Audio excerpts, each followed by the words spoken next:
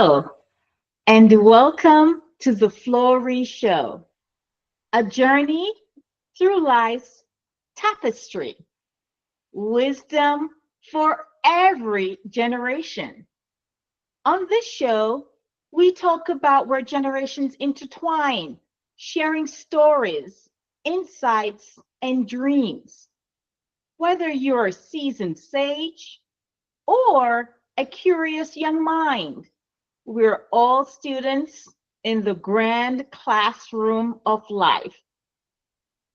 Join me, Nicole Flowers, as we explore a tapestry woven with threads of collaboration, dreams, and lessons learned along the way. We have a returning guest. Welcome back to the FlowRy Show, Dr. Yassir Samra. The last time we spoke about exploring how traders across different generations approach options trading strategies. And we certainly want to continue the dialogue where we learn from each other and adapt to evolving market technologies. Dr. Samra, welcome. It's so wonderful to have you on the FlowRy Show today. Thank you for having me back. Now, just to recap for our audience, Dr. Samra, also known as Dr. Y, he brings decades of options trading expertise, and he has a unique perspective on how different generations approach market opportunities. As a respected voice in the trading community, he has mentored traders across multiple age demographics. Believe me, his experience bridges traditional trading approaches with modern technological innovations, making him the perfect guide for understanding generational trading dynamics. Dr. Yassir, once again, welcome to the show. As we dig in on generational trading success stories and weaving in the boomer discipline, the Gen X hybrid approach, the millennial adaptability, share with us some examples of successful trades or strategy that you've seen across different generations. And let's keep in mind that oftentimes each generations adopt complementary elements from each approach. For example, in our first conversations, and we encourage our listener to go back to the first conversation that we had with you a couple months ago. We talk about the baby boomer discipline, and these are folks who are born up until the 60s, and most of them are now retirees. Just being consistent with their approach, the methodical iron condor on low volatility, looking at blue chips, maintaining around a 12% annual return through multiple market cycles. Then we have the Gen X, who are mid-career traders or folks mid-career, and they're doing trades, blending more of a fundamental analysis with the option strategies like diagonal spreads on growth stocks, balancing risk through diversification across sectors. Then we have the millennials who are approaching more of an adaptability. They're leveraging earnings volatility with defined risk butterflies. So, Dr. Y, weave us in and just walk us through examples of successful trades or strategies that you've seen across generations. Thank you so much for having me back. It's really great to be welcome back, and I appreciate being back on the show, and I'm happy to give any kind of advice to your listeners, and hopefully they gain something from me. So one of the most successful strategies is something that's very, very basic, and you mentioned something that there are three different generations. So let's say a younger generation, a more mid-aged generation, maybe like myself, and then you have an older, more retiree generation. And all three of those notice that all three have equities or have participated in equities. Many of those folks will buy into certain shares of company that they believe in, or an ETF, a broad-based ETF, such as the S&P 500 or the Dow Jones Industrial Average or the NASDAQ 100.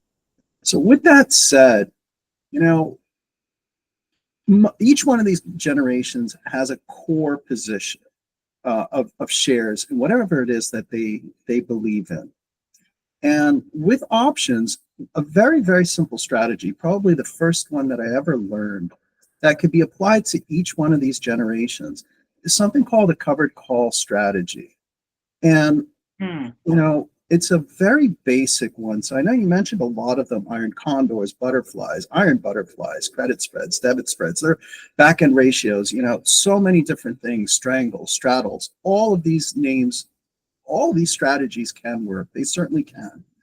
But keeping it very simple with a covered call strategy, what it really means is that you have the shares and you want to sell them at a certain price.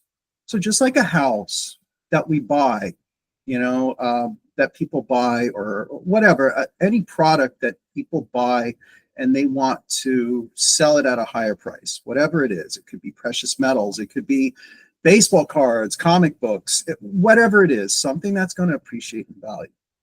What a covered call does is it tells the person who owns the shares, hey, I would like to sell these shares at a particular price. And rather than wait for that particular price, every week or every month or every quarter, what that owner of those shares can do is sell someone the opportunity to take their shares away. And it's very basic. So it's like, say hypothetically, I bought a house for, let's just keep it simple, $100,000, right? I don't know any house that sells for $100,000 in my area, but let's just keep it simple, right?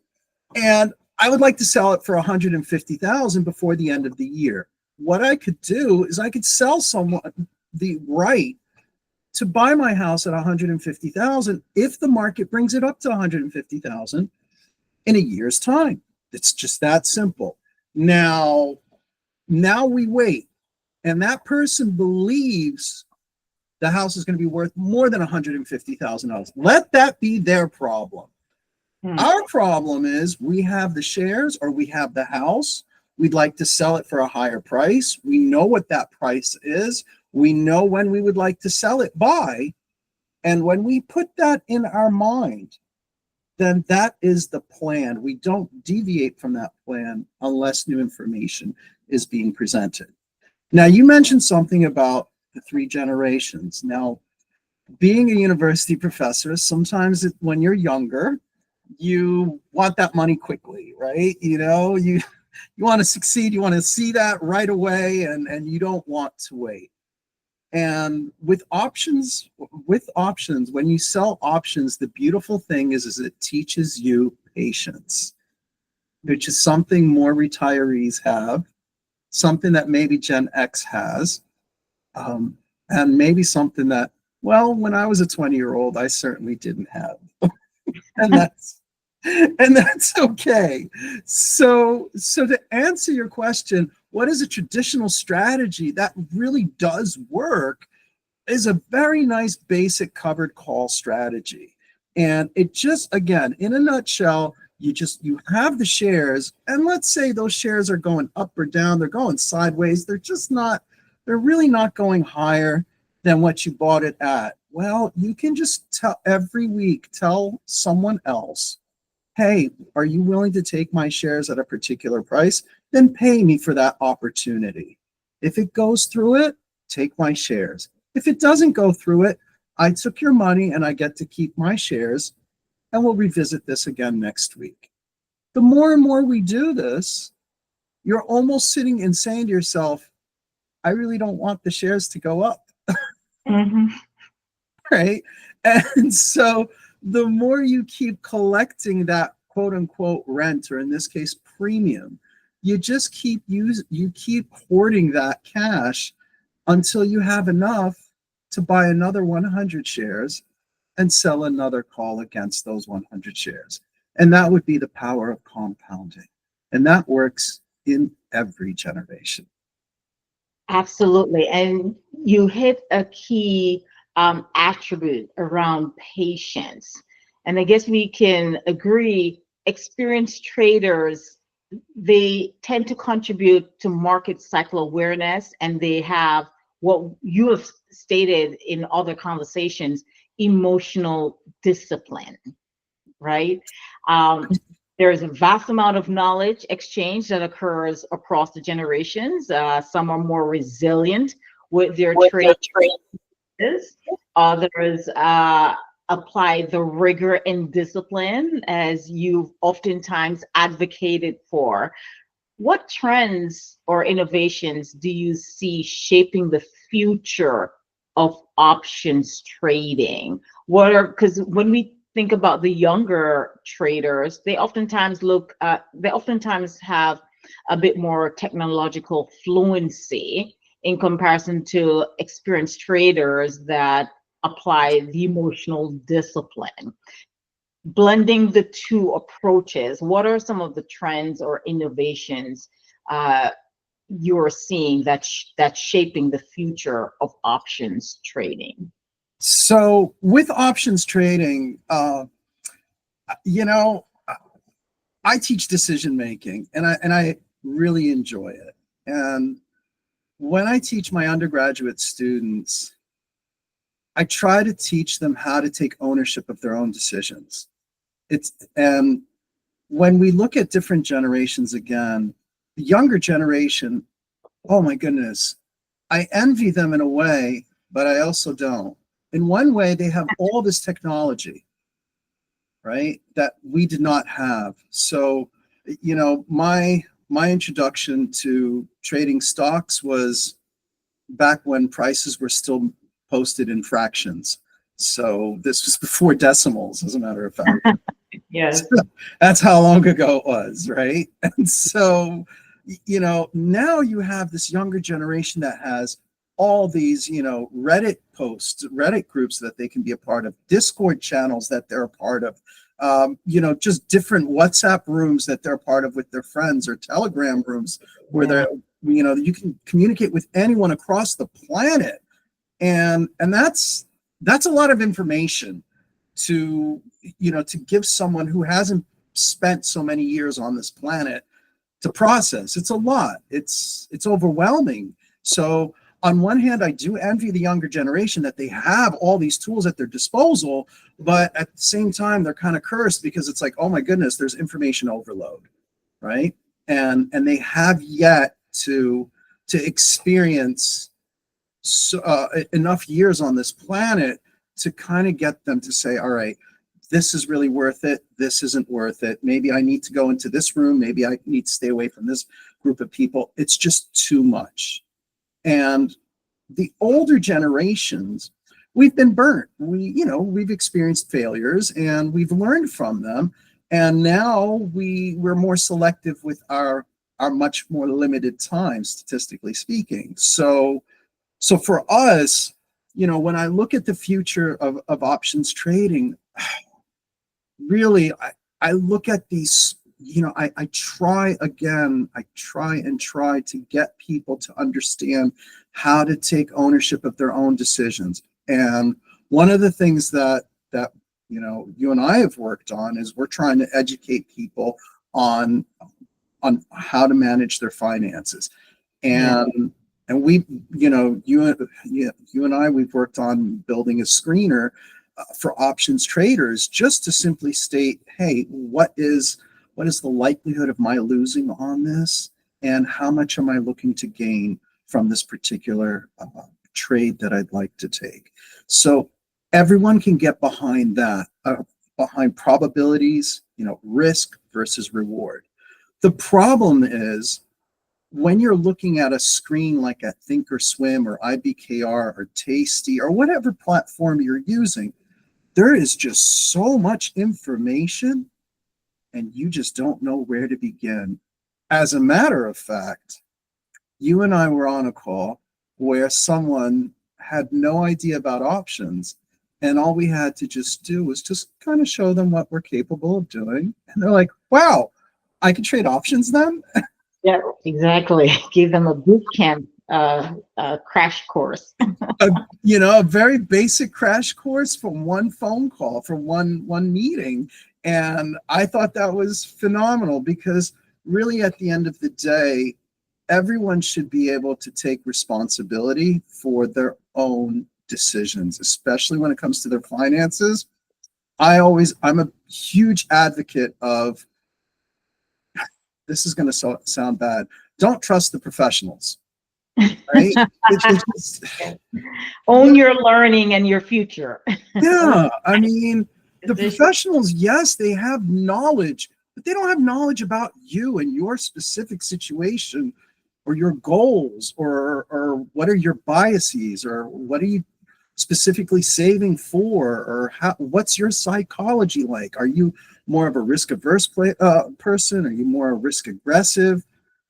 Nobody can answer these questions except you, the individual. You can certainly tell it to a professional, and that's fine, and they can try to create a portfolio based on everything that you've mentioned to them. Usually they'll ask you to fill out some sort of a questionnaire, but at the end of the day, you're the one who's making a decision on whether or not you want to buy that next iteration of a smartphone, or what kind of vehicle you want to purchase, or whether or not you decide to get married or not, or buy a home or not, or leave to go to another job or not. You don't ask anyone else for help in these kinds of decisions. Well, your wealth should be the same way. You can ask for advice, but ultimately you're the one who's making that choice. And so I'm seeing the future of trading, of people actually taking ownership of their own decisions, and not blaming others or saying that the markets are rigged or whatever. You have the information, you make an educated decision based on that information, you stick with it, unless you're presented with new information to the contrary of your position. Dr. Samra, it's always a pleasure speaking with you. Thank you. For our listeners, options trading success transcends across generations, as Dr. Samra or Dr. Y has just shared with us. And it does require deliberate knowledge exchange across age groups, different peers, as Dr. Samra puts it. Don't trust a professional. Always seek to learn and grow and gather your information and own your decision making. Yes, technological adaptation is an essential piece, but also digging in and rolling up your sleeves is just as critically important to get at that understanding. As we continue into the future, Dr. Samra, where can our audience find more information about you and your work, including any social media or online platform, to learn more about options trading and to become a better savvy trader? Well, thank you for that. Thank you for having me on this show, and thank you for also uploading a lot of videos that have just me talking about options trading. If people are interested in it, they're more than welcome to go to theflowpartners.com. They can go to YouTube, our YouTube channel, also Flow Partners, just one word, and they can certainly like or subscribe. I'm always open to hearing from listeners. If they put their comments in any one of the videos, I would be happy to go over some topics that might be germane to someone who's trading, who might be a novice, or someone who's also an expert at it. The one thing to keep in mind is that we're always learning. This journey that each and every single one of us is on, this journey of life, we're constantly learning. And there's no shortages, no shortage of things to learn in the trading world. I could live maybe 3 lifetimes and still not understand it all, but I'm happy where I'm at, and I'm happy to help others. I'm happy to mentor others. So you can certainly check our YouTube channel, The Flow Partners, just one word. You can go to there, or you can go to theflowpartners.com. You can sign up there as well, and you can actually see me, the tool that we developed. You can see me using it in action as well, and it shows in those videos, in many of those videos, the decisions and how I arrived at those decisions. So feel free to check them out, and if you like, you can just hit the like and the subscribe button afterwards. But it's nice to put in the background. You just kind of hear me talking to myself a little bit, and sometimes the two of us are able to talk as well, which is always nice to have a trading partner or have someone to speak to, bounce your ideas off of as well. Absolutely. Dr. Yassir Samra, thanks for joining us on the FlowRy Show. Sharing our stories creates a bridge between generations. It allows us to connect on a much deeper level, learn from each other's experiences, and foster understanding. As we navigate the tapestry of life, remember that every chapter offers new lessons, opportunities, and connections. Embrace the journey, cherish the moments, and let's continue to learn, grow, and inspire each other. Until next time, thanks for listening to us here at the FlowRy Show, and have a wonderful day. Bye-bye. Thank you.